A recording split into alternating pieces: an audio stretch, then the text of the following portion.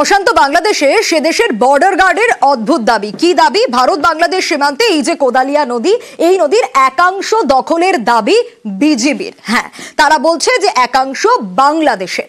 Bangladesh border গার্ডের এক senior officer যে মন্তব্য করেছেন, যেন এই জায়গায় কোনো অধিকার ছিল না তাদের, সেই অধিকার এতদিনে অর্জন করেছে বাংলাদেশ। কিন্তু আদৌ কি তাই? কারণ ভারত বাংলাদেশের সীমান্ত নির্ধারিত, স্থল সীমান্তও নির্ধারিত, জল সীমান্তও নির্ধারিত। দুদেশের সীমান্ত নিয়ে কোনো বিবাদ নেই। তাহলে কেন এই ধরনের অদ্ভুত দাবি বিজিবির? দেখুন কি বলছেন, কি অদ্ভুত দাবি তাদের। নদীটি দেখতে পাচ্ছেন, এটা স্থানীয়ভাবে এই নদীটার নাম হচ্ছে কোদলা নদী, আর আমরা অফিসিয়ালি এটাকে আসলে কোদালিয়া নদী হিসাবে জানি। আগে যেটা হতো যে বাংলাদেশি কোনো নাগরিক যদি এই নদীর কাছাকাছিও আসতো বা নামার চেষ্টা করতো, তখন আমাদের প্রতিপক্ষ কর্তৃক তারা বাধাপ্রাপ্ত হতো, যেটা গত কিছুদিন ধরে আমরা এটাকে উতরিয়ে এসেছি। বর্তমানে এই নদীটা যেহেতু বাংলাদেশের সীমান্তের অন্তর্ভুক্ত, এখন এই নদীতে পুরো আধিপত্য এবং নদীর পুরো অধিকার যেটা, সেটা আমরা প্রতিষ্ঠা করেছি। এবং বর্তমানে আমাদের প্রতিপক্ষ কর্তৃক আমাদের যারা স্থানীয় জনগণ আছে, তারা কোনো রকমের বাধার সম্মুখীন হচ্ছেন না। এবং আপনারা দেখছেন যে আমার বাম পাশে যেই নদীর উপরে দেখছেন, এখনই আমাদের লোকজন প্রায় কাজ করছে, বাংলাদেশি মানুষ যারা মাছ ধরার চেষ্টা করছেন। এই অবস্থাটা গত প্রায় 2 সপ্তাহ ধরে আমাদের এখানে চালু আছে। কিন্তু বিজিবির যে এই অদ্ভুত দাবি, তা ভিত্তিহীন বলে জানিয়ে দিয়েছে বিএসএফ।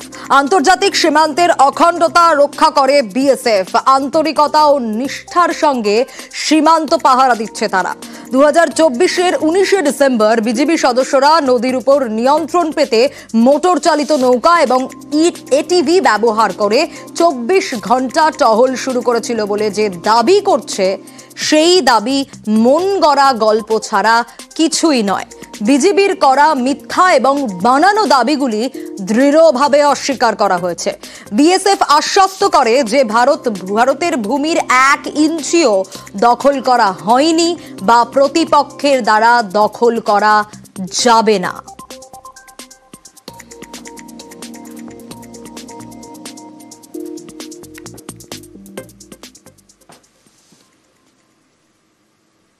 সেক্ষেত্রে বাংলাদেশের বর্তমান পরিস্থিতিতে কেন এই ধরনের দাবি করছে বিজিবি? তাহলে কি শুধুমাত্র সীমান্তে উত্তেজনা ছড়ানোর জন্যই এই দাবি? এই প্রশ্নগুলো থাকছেই, কিন্তু তারই পাশাপাশি নজর রাখতে হচ্ছে ইউনূসের বাংলাদেশে প্রকাশ্যে এবার মুজিব খুনি।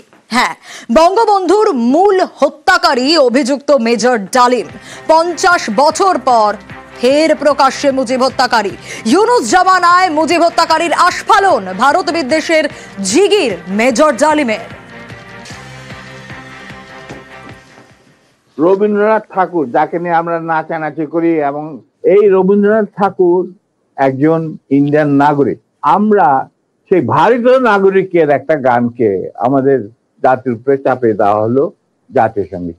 পৃথিবীর ইতিহাসে এমন কোন নজির আর দ্বিতীয়টা আছে বলে আমি মনে করি না। নজরুল ইসলামকে আমরা জাতীয় কবি আখ্যা দিয়ে থাকি, তাহলে নজরুল ইসলামের গান কেন হলো না? বা অন্য কারো গান হতে পারতো। ভালো ভালো কবি সাহিত্যিক ছিলেন আমাদের দেশে। আর এই বক্তব্যের প্রেক্ষিতেই কি বললেন ব্রিগেডিয়ার প্রবীর সান্যাল, শুনুন। মেজর ডালিম ঘুম থেকে উঠলেন আর এরকম একটা স্পিচ দিয়েছেন, এরও একটা ইমপ্লিকেশন আছে। জবে থেকে মোহাম্মদ ইউনূস এসছে, ওনার অ্যাপ্রোচ হচ্ছে টোটালি অ্যান্টি ইন্ডিয়া। সবকিছু যেটা বলছেন করছেন ওটা হচ্ছে অ্যান্টি ইন্ডিয়া। এখন ওরা হয়তো চাইছে ইন্ডিয়াকে প্রভোক করা, যাতে কি ইন্ডিয়া রিঅ্যাক্ট করে। এটা হচ্ছে পুরনো গেম, আমরা অনেক দেখেছি। ওদের ইকোনমিটা একেবারে নড়ে গেছে। অ্যাটেনশনটা ডাইভার্ট করার জন্য অ্যান্টি ইন্ডিয়া স্লোগানস আর অ্যাক্টিভিটিস করছে। চিকিৎসার জন্য লন্ডন পাড়ি বিএনপি চেয়ারপারসন খালেদা জিয়ার। কাতারের পাঠানো এয়ার অ্যাম্বুলেন্সে লন্ডনে খালেদা। লন্ডনে ছেলে তারেক রহমানের সঙ্গেই থাকবেন তিনি। খালেদার দেখাশোনায় পুত্রবধূ জুবাইদা রহমানও। 8 বছর পর বাংলাদেশ ছাড়ছেন খালেদা জিয়া। 2017 সালে চোখ ও পায়ের চিকিৎসার জন্য লন্ডন পাড়ি। লন্ডনে চিকিৎসার পর আমেরিকাও যেতে পারেন খালেদা জিয়া। আমেরিকার মেরিল্যান্ড জনস হপকিন্স হাসপাতালে চিকিৎসা।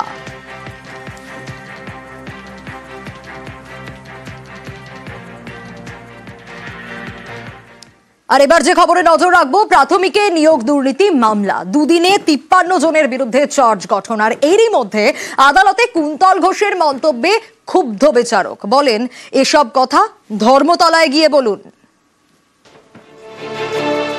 প্রাথমিক শিক্ষক নিয়োগ মামলা, সোমবার পার্থ চট্টোপাধ্যায় সহ 6 জনের বিরুদ্ধে চার্জ গঠন হয়। মঙ্গলবার আরো 47 জনের বিরুদ্ধে চার্জ গঠন।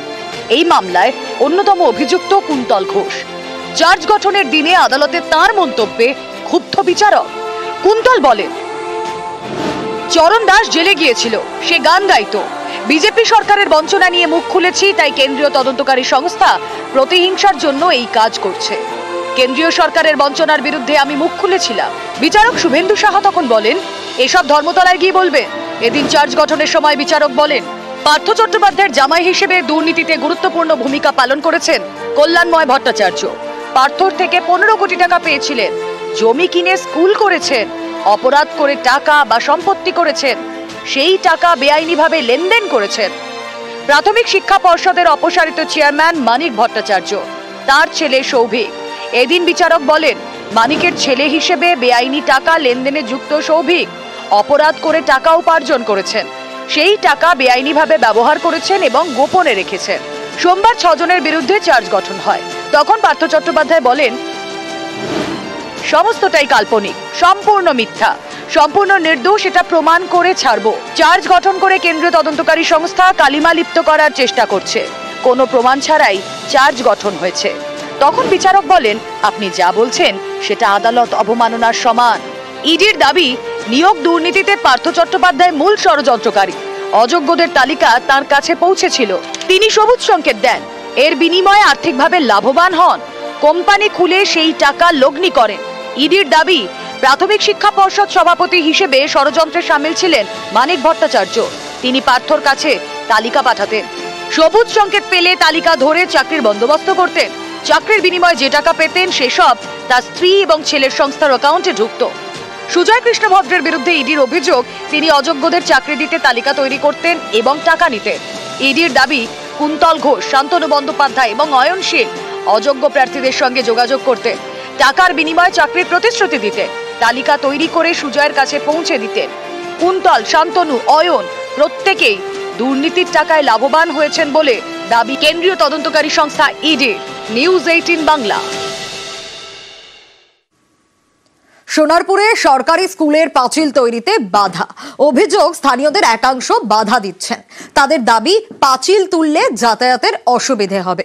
স্কুল কর্তৃপক্ষ কিন্তু তা মানতে নারাজ। তাদের সন্দেহ, এভাবে বাধা দেওয়ার পেছনে প্রমোটিং এর ছক। স্কুলকে সাময়িকভাবে কাজ বন্ধ রাখতে বলছে রাজপুর সোনারপুর পুরসভা।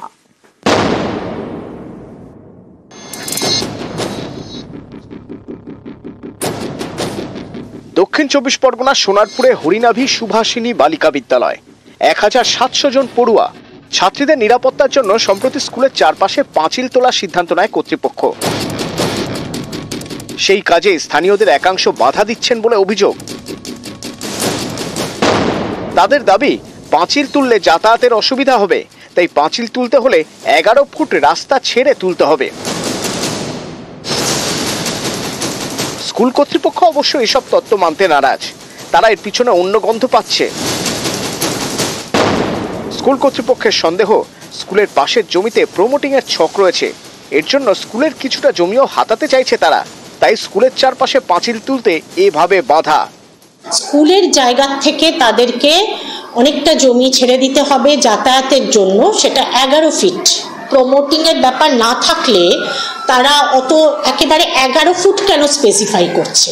স্কুল এই পেছন দিকটায় আমার জায়গা খানিকটা অ্যাকোয়ার করেছে, ভেতরে বিল্ডিং খানিকটা হয়ে গেছে, সেইটার পরিবর্তে যে 8 ফুট আছে ওটা আমি 11 ফুট করে দিতে অনুরোধ করেছি। প্রমোটিং চক্র কিছু চালানো হচ্ছে না, তবে ভবিষ্যতে হয়তো করতে হতে পারে। স্কুলের পাঁচিল তোলা নিয়ে গোলমাল, এ নিয়ে অভিযোগ জমা পড়েছে রাজপুর সোনারপুর পুরসভায়। যতক্ষণ না বিএলআরও এবং পৌরসভা জয়েন্টলি এইখানে থেকে এই ডিমার্কেশনটা করে দিচ্ছেন, ততক্ষণ আপনারা একটু স্টপ রাখুন, করে নিয়ে কাজটা করুন। সোনারপুর থেকে অর্পণ মণ্ডল, নিউজ 18 বাংলা।